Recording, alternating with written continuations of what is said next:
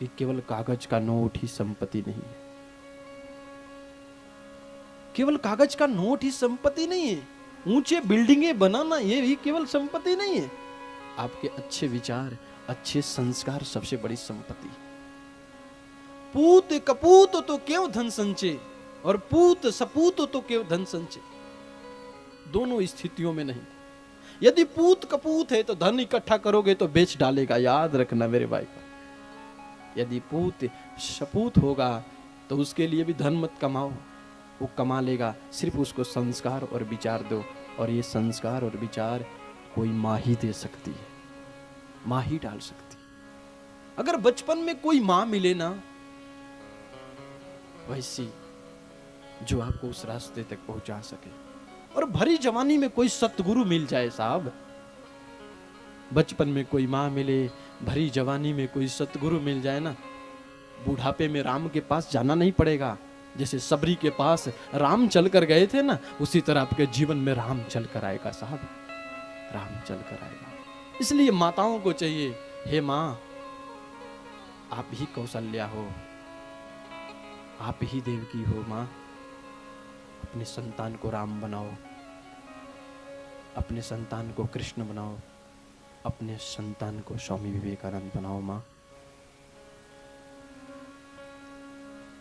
दुनिया की हर माँ कौशल्या बनती है, लेकिन हर बेटा राम नहीं बन पाता।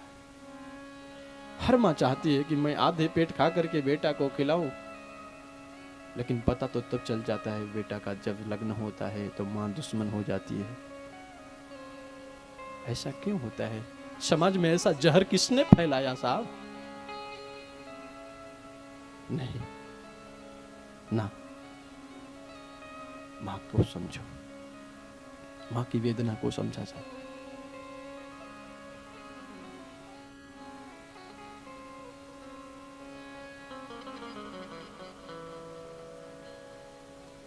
माता कुमाता न भवती, पूत कपूत भवती।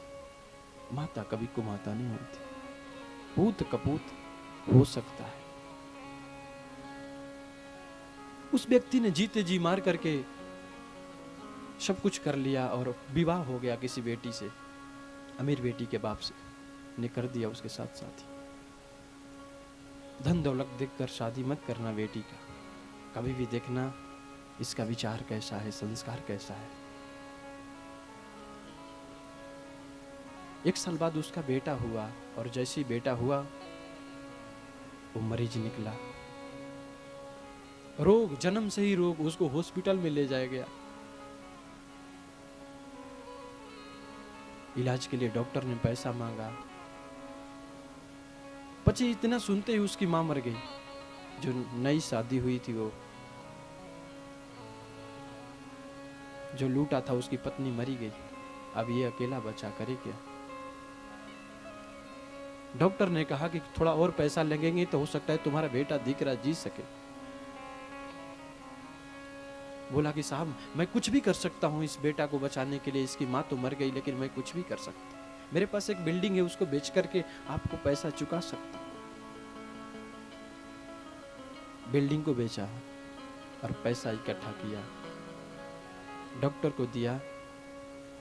अब बोला कि थोड़ी दिन बाद की अब आकर अपने बेटा को देख लो, कोई भरोसा नहीं है कि जी पाएगा कि नहीं, ऊपर वाले पर देखना पड़ेगा। वो आकर के अपने बेटा को देखा, वो छोटा बच्चा जोर से हंसा और बोला कि तू मुझे बचा नहीं सकता। बोला कि हंसता क्यों है? बोला कि हाँ,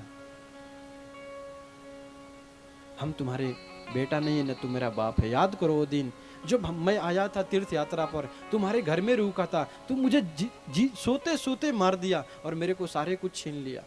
वही मैं तुम्हें बदला चुकाने के लिए तुम्हारा और मेरा हिसाब किताब बराबर हुआ, और अब मैं चलता हूं, तू बचा नहीं सकता। इतना ही कह करके वाणी को विराम करो और कहूं पुनः कि माँ हो आपके घर में तो उसकी सेवा करना, न हो तो याद करना। और इतना कहूं कि सतगुरु भी माँ ही होता है, कोई गुरु माँ ही होता है।